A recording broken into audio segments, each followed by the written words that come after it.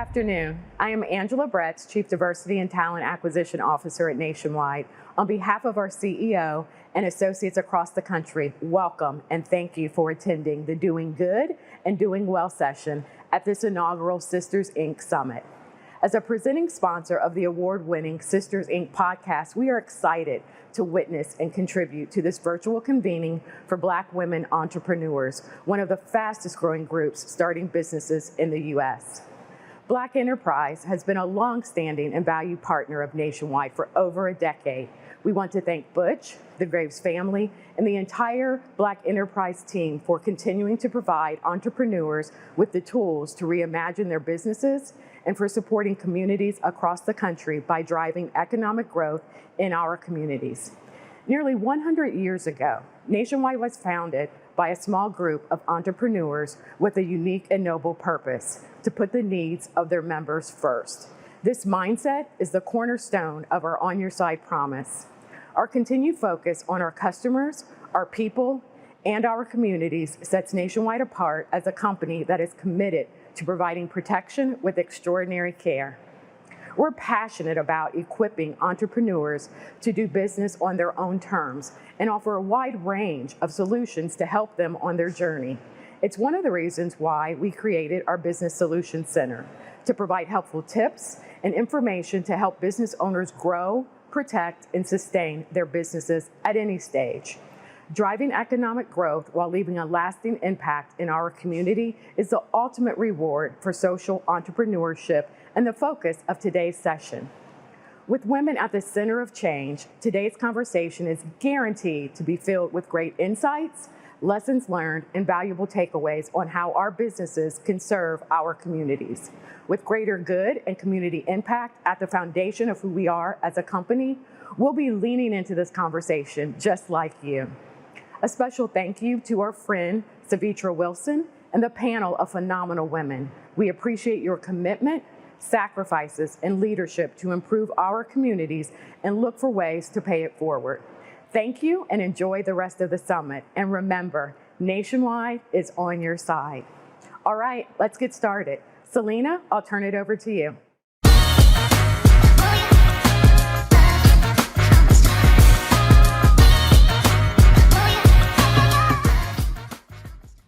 Hey everyone, I'm Selena Hill, the Deputy Digital Editor at Black Enterprise, and welcome to the Doing Good and Doing Well session here at the Sisters Inc. Summit.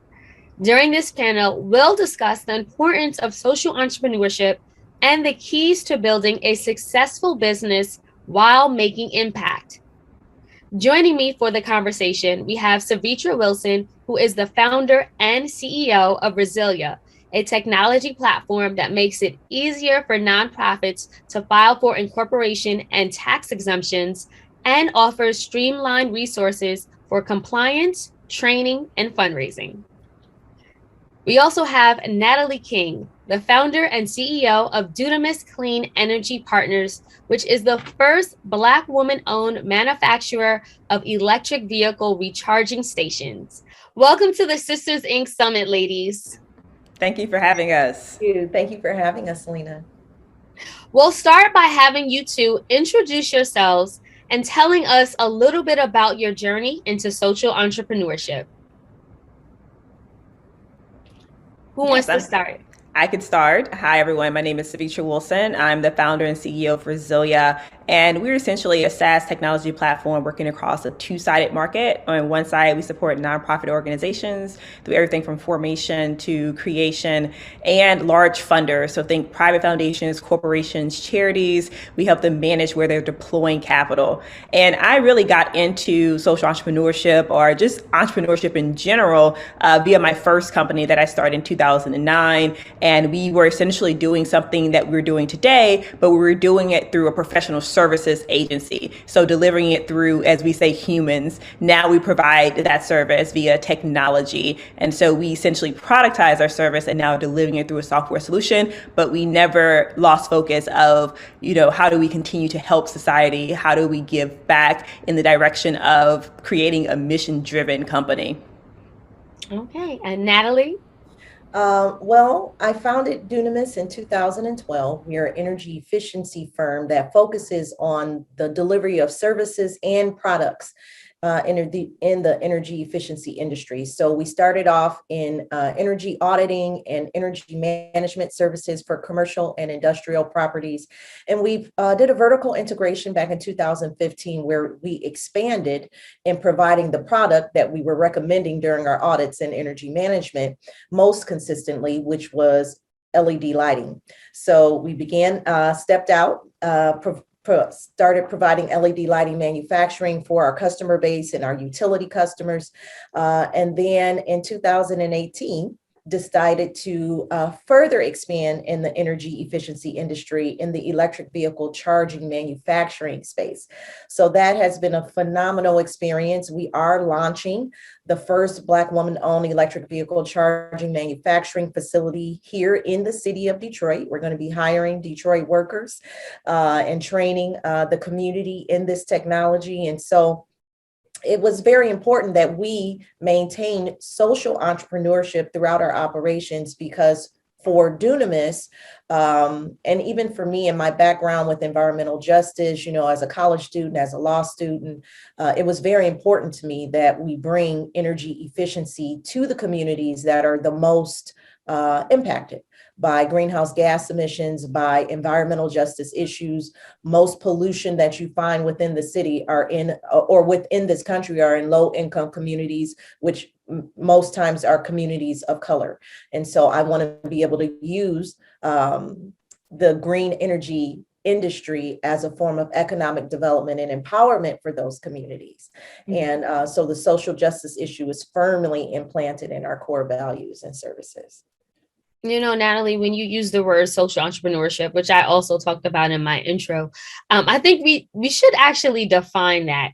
How would you define social entrepreneurship, and why would you say it's important? I would define it as what my husband and my partner calls as the double bottom line. It's when you follow your passion, and in that passion, you are making a difference. And you're bettering the lives of the community. You're bettering the lives of the persons that you are serving. You're bettering the lives of your employees. And so I think that it's important because in an effort to do what we do best, we cannot lose sight of how we are able to do it. And I always say that for Dunamis, when I talk about Dunamis, it's Team Dunamis. Team Dunamis. All of my employees know that they are a central part of what we do, why we do it, and how we do it. And so you can't lose sight of, we're so geared as entrepreneurs towards our success and making a profit. You have to be able to give back. It's an intrinsic core value. And quite frankly, as an entrepreneur, if you don't have that framework, that foundation, and that focus, I really don't see how you can bring success and value add to the people that you're servicing. To me, they go hand in hand. They're intertwined. Sevetri, is that the same way that you define social entrepreneurship, or is there anything that you would add? Yes, I think that when we think about entrepreneurship and how that connects to solving social problems, right? So I think that's what we're generally doing. And entrepreneurs who are focused on solving problems and ongoing innovation generally grow their businesses faster, they make more money, they have a bigger impact. And I think you don't have to sacrifice one for the other. But when you really hone in on what's the purpose, right? How am I creating a purpose-driven company that does have a positive impact and outcomes for the society that we are in and the people who live in our communities, who live in this world. That's where you truly see social entrepreneurship at its greatest heights and the real impact of the work of entrepreneurs to be really able to deliver upon those promises and delivering upon the mission of the companies that we're building. Sevetri, I want to delve a little bit more into your background. How did you become a social entrepreneur, or would you say this lane sort of found you? So I always tell people that my entree into social entrepreneurship started really when I was back in college. I remember being flown to Virginia because I had won the Bill and Melinda Gates Scholarship, was one of the largest college scholarships in the world. And 1,000 of us who had received this scholarship went to Virginia. We met each other. We come from all parts of the U.S., from rural cities where I'm from to large urban areas where some of my colleagues and friends were from. And there we got to work with Dr. Gates at the time, who was our leader. And he told us, impressed upon us, it's not good enough to just go off and have these amazing careers and be the future leaders of the world, but we also needed to do good too. And I think that was the impetus of what really drove me into social entrepreneurship and really allowed me to hone in on that social aspect of building something and not just wanting to make money, but also wanting to do good in society as well. And Natalie, I understand that your background is in law. As an attorney, how did you transition from an attorney into not just an entrepreneur, but a social entrepreneur? Absolutely. It was really based upon my core values and how I grew up. I grew up in the church, and my father and my mother are pastors. And my father particularly always had a passion and a commitment for the community. And so when I was in grade school, my father had started a soup kitchen, in a very low income community in the city of Detroit. And I would be picked up from school. I would get my bags. I would get my, my books, and I would go do my homework at the soup kitchen. And then I would get in line and I would serve the people. It's how we grew up. Very, very community oriented. And it just is ingrained in me. I don't feel that I am fulfilling my own purpose and what I've been called here to do within my life without helping others. So while I am an entrepreneur at heart, where I am motivated and towards success, in order for me to feel fulfilled and to feel like I am doing what I am supposed to be doing in my life, it has to be benefiting someone else for me to really get the enjoyment and the fulfillment and the passion from it, and the just the fulfillment out of it. So I would say usually when you have a social entrepreneur, a genuine social entrepreneur, you're going to have someone that usually likes helping people in addition to being profitable and, being successful economically. Right. And I'm so glad that you did bring up the economic aspect of it, because I think a lot of us do have a passion for helping others, which is one thing, but it's another thing to make that a business, to scale it and to make that your life's work and have that be sustainable in what you're doing. But Sevetri, I read that at 22 years old, you built a 7-figure business with zero capital. Being that you have that experience about raising money for your business, and your businesses are helping, not only the community, but, the world at large, what advice would you give someone else about securing funding so that they can turn their passion into a business? So for me, you're absolutely right. So my first business, Solid Ground Innovations, we were also in this very social innovation, social enterprise space as well, helping NGOs and organizations not only manage their day-to-day, but really helping them create sustainability around their work and their impact in the communities that they were serving. And from there, I thought about how we were servicing those organizations and how we would kind of come in as consultants, and the work that we would do would sometimes be temporary. And so I started thinking about ways that we could essentially take technology and go beyond that stop and go type of activity that we were experiencing. So how do we create a continuum of service in our industry, and in many ways do we democratize philanthropy, right, and make it more accessible to everyone? And that led me to begin to build Resilia, which is the technology solution to those problems that we were seeing. And we've now raised $11 million in venture capital from angels as well as funds to continue that mission. And I always tell people 10, 15, 20 years years ago, we probably couldn't have raised capital for what we were doing because it was very difficult in the nonprofit space or in the philanthropy space to sell that type of mission to investors. But today, because the world has changed so much, that it's very easy for us to get investors on board, get them to believe, but even more so, they're believing in the traction. So it's not just about, oh, we can change the world for the better. We can democratize philanthropy. We can stop this idea of wealth hoarding, which exists in philanthropy. But we can also build a big business doing so. And so we were able to not only deliver the mission of Resilia to our investors, we also delivered projections of a budget, how we were going to scale as a SaaS business model, and how we could ultimately be just as big as any other company like your Blackbaud's and your Salesforces out there. And we were able to communicate that in a way that allowed us to raise capital. And so I truly want to just impress upon entrepreneurs who have a company that has this underlying social aspect to it, is like, how do you really draw out the business of that work, right? And then how do you see it scaling over time? And if you want to raise capital for it, you have to really take those models together and bridge them.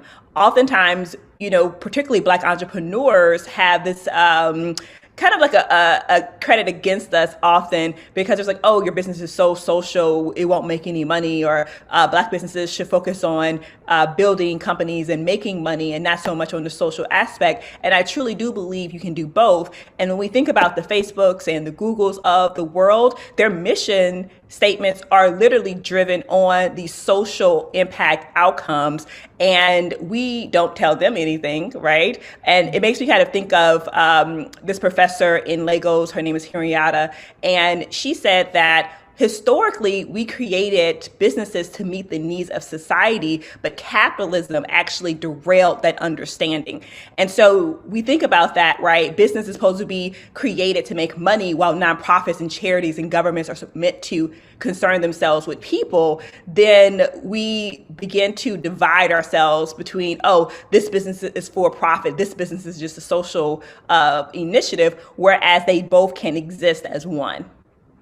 Natalie, Sevetri brought up so many great points. I particularly want to get your response and your thoughts on just that balance between Black entrepreneurs also doing social good and sometimes the pressure Black entrepreneurs face when it comes to using their businesses and their platforms for good, and vice versa. Yeah, I think that, when you're in an area where you're trying to do good while you're trying to be profitable, many, particularly in the VC world and in the fundraising world as a whole, whether you're going private equity, where you're doing VC, whether you're doing angel investing, they may not see the intrinsic value in that because it may not be as tangible as it relates to the results therefrom. However, I do believe, when I first started my business, as a Black entrepreneur, as a Black woman entrepreneur, we are particularly faced with more, I believe, levels that we have to meet in order to be garnered to be successful or considered to be successful than our other counterparts. And I do believe that we have to jump through more hoops. I believe that we have to do it better, faster, harder than our counterparts have, historically. And so when you're looking at a measurable result from a social entrepreneurship endeavor, then you really need to know how to make money in order for you to garner support with respect to fundraising. And sometimes those lines can be blurred as it relates to how you can continue to help those that need the help the most while meeting the requirements of your potential investors or funders in order to make that ROI. And so a person, when I first started the company, they told me, Natalie, don't be, they were a potential investor of mine, and they said, don't be worried so much about the bottom line. Your passion for this is going to convince others that this is something that they need to be involved in. Tell your story, know how to tell your story with the passion. Why are you doing this? And if you can convey that in a way that connects to the heart, because quite frankly, investors are people, and so you tell the story of what it is that you want to do and why you want to do it and the purpose behind it. And it's going to connect to those that can buy into your vision, but you have to know what the vision is. You have to be passionate about it. You have to be persevering about it. And passion doesn't mean that just that you're excited about it. Passion means also that you're willing to persevere in that. You're willing to actually, passion, the root word of passion actually means suffer in Latin. That means that you're going to have to give something up too. So don't expect for anyone to be able to buy into your vision, buy into your dreams and goals and what you see to be important if you yourself don't have skin in the game. So the best way for you to attract investors, the best way for you to raise capital and to get people behind your dream and your vision as a social entrepreneur is for you to be excited about it yourself and to invest in it yourself. Absolutely. Sevetri, we definitely want to get your remarks and comments on the best ways to raise capital. You recently raised over $11 million in capital for your firm, Resilia. You're also recognized as the first Black woman in the state of New Orleans to raise a 7-figure round of funding. So what would you say are some of those important keys that Black women entrepreneurs in particular would need when it comes to raising capital?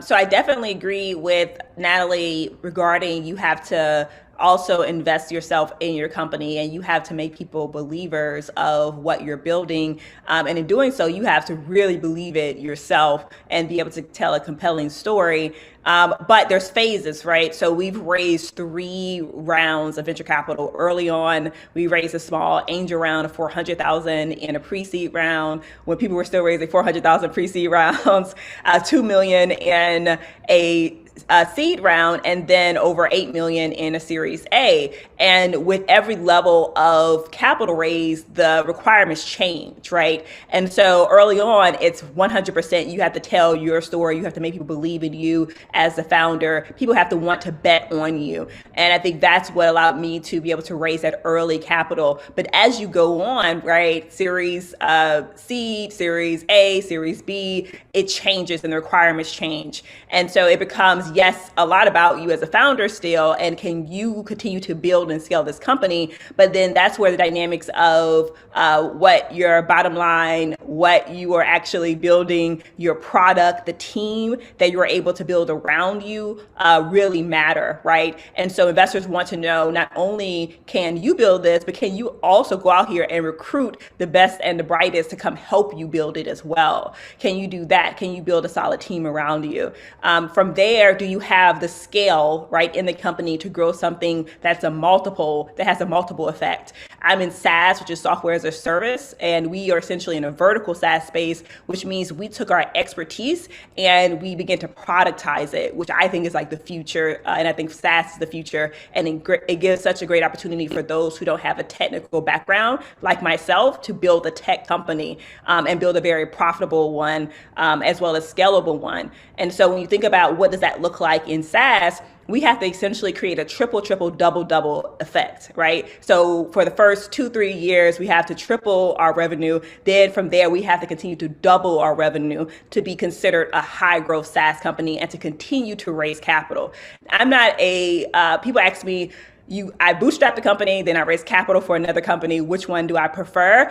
I always tell people, do what works best for your business model. You don't have to raise capital to build a grossly successful company. And I've done it both ways. When I got to tech and I realized, oh, it's really expensive to deploy software. I'm going to need to raise capital to do this. I can't continue to invest my own money into this company without going bankrupt or whatever else might happen. And so I had to go out and raise venture. And once you start raising capital, the thought is you continue to raise capital, right? And so you have to really understand what that means to your company, because those investors are going to want to see a multiple return, because that's what they're kind of betting on you for. But a good investor is also going to want to be with you for the journey. And so, as everyone says, all money isn't good money. Before you take that first dollar, understand what that really means and understand who's going to be with you during the rough times, during the ups and during the downs, and who will double down on your success. And so, right now, where we have such a lot more capital, I will say. I'm not going to say it's just raining capital for Black founders, but we have a lot more today than even when I started several years ago. And so I think we do have an opportunity to really build high growth companies that are venture backable and ones that are, kind of like aligned to that growth trajectory. And I'm a believer of it. I think that others are. It's just about what's the mechanics and blueprint to do it. And I do feel like there is a pattern, right, that generally most SaaS companies follow, most consumer product companies follow, that actually works. And then it takes you to be able to take it to the next level, and your grit, your grind, to be able to take that company to the levels in which you envisioned for it, and those who have invested in you also envisioned for it. Natalie, speaking of growing a business, Dunamis has grown into a multi-million-dollar corporation with over 150 employees throughout Southeast Michigan. It also has a diversified portfolio of products and services. How exactly did you scale your business? I think that there's no roadmap. Let me start by saying that there's no one particular roadmap. And what Sevetri has said with respect to how she's raised capital and scaled her business is a great example of what entrepreneurs can do in taking their time, not feeling rushed, building the appropriate team, bringing the right people around you. I always say that it's more important to know what you don't know than what you do know. It's a slogan of mine. And it's something that I learned as an attorney. It's more important when I was practicing. It was more important for me to know what wasn't in that document that I might be reviewing than what was in the document.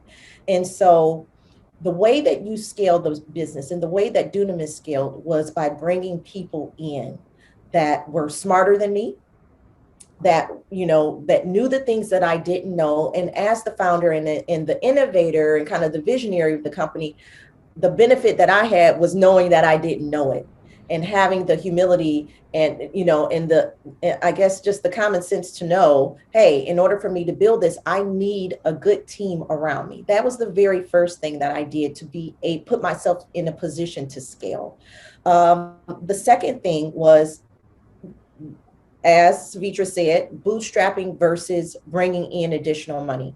I'm a firm believer that you do need to have a bit of skin in the game in order for you to be able to grow your company to scale. And so I invested. I went out and got some angel investors, family investors. When we first started off with the company, we are at the point now. And so we provided our own pre-seed capital and seed capital in order to launch the electric vehicle charging station division. But we are at a place now where that scaling, that pre-seed and that seed is now at growth. And so in order to meet the demands of the industry, we are going to need other funding sources to come in to assist us with that scale, or we will also go bankrupt. And I can't lose my house and my car. And I understand that those are things that that entrepreneurs are worried about. Like, how am I going to do this? So again, telling the story, getting people engaged to invest in you. So right now we are looking at, what that good money is, as Sevetri stated, because all money isn't good money. Who are the correct funding partners for us? So in scaling the company, we've made those determinations as to who we bring onto our team, who we engage as a customer, and ensuring in that scalability that also the product and the services that we are delivering, always high quality services and product first. Provide the, oh, by the way, I'm also a woman-owned business. I'm also a Black woman-owned businesses. I have my MBE certification, and that can be of value to you, in that supply chain, in procurement, to meet diversity spend goals for other corporations that you may be doing business with. But I would say lead with your team and make sure that that team and yourself are able to deliver a high quality product, a high quality service. Focus on your craft and become a master at it. And then, and I wanted to bring that up because a lot of times, as young entrepreneurs and as Black entrepreneurs, some don't know what to lead with. Am I an MBE first? Am I a woman-owned company first? And should opportunities come to me because I am that? I do believe that opportunities will come to us based upon, with that being a portion of how a corporation makes a decision to do business with us. But I do also believe firmly that in order for you to scale, you have to be ready to meet your competitors in the marketplace, and you have to deliver above and beyond. You have to create that differentiating factor in the market of what makes you special. Why would anyone want to do business with you? Black, brown, blue, purple, whatever that might be. Make sure that you are leading in the pack in innovation, creativity, and high quality delivery of service first. And that positions you to scale. Amazing. Thank you so much for that thorough breakdown. We have literally less than 2 minutes left, ladies, but if we can just leave our audience with final takeaways about what they need to do in order to start a business that is dedicated to either a philanthropic cause or some type of social good. We'll start with you, Sevetri. If you can give maybe 3 takeaways in about 30 seconds. So I would really tell individuals to build your community, right? Oftentimes we start things and we don't even know who else around us is doing it, how we can play a part. And even when it comes to businesses, I was able to find mentors. I was able to find advisors. I follow people on Twitter who was doing this, investors on Twitter, and I began to understand the lingo. I began to understand who were the players in my space and began to do discovery and really understand my total addressable market and how I needed to target it, but even most importantly, who I needed around me to double down on that. And so I would tell you, do not build in a silo, and don't build in a space where you feel like it's just you and you're alone. You're going to need more people around you, and you're going to want to build upon additional knowledge, knowing what you don't know, and being okay with that, but also knowing that you can learn. I told you I wasn't technical. I started a tech company. I was a Black woman. So triple threat, right? Black woman from the South, and I was non-technical, and I did it. And so I always tell people, if I can do it, you can do it too, but you have to put the right pieces in place to be able to execute. Amazing. And Natalie, if you can give advice, not for those who want to start, but those who are already in the business of social entrepreneurship, but are cash strapped and having a really hard time getting to that next level, what advice would you give them in 30 seconds or less? Perseverance. If that was multiple words, persevere, follow your passion. God has given every last one of us a very specific purpose on this earth, or specific purposes. Trust yourself. No one knows better than you for what's for you but you. Follow that passion, and the resources are going to come. Be committed, persevere, work hard, and the resources will come. I promise you that. I've been there, I've done it, and I know it to be true. Amazing. Thank you both so much, not only for your time today and all of the gems that you dropped, but the work that you are doing to make our world better. We appreciate it. Thank you again. Thank you. Selena, it was a pleasure.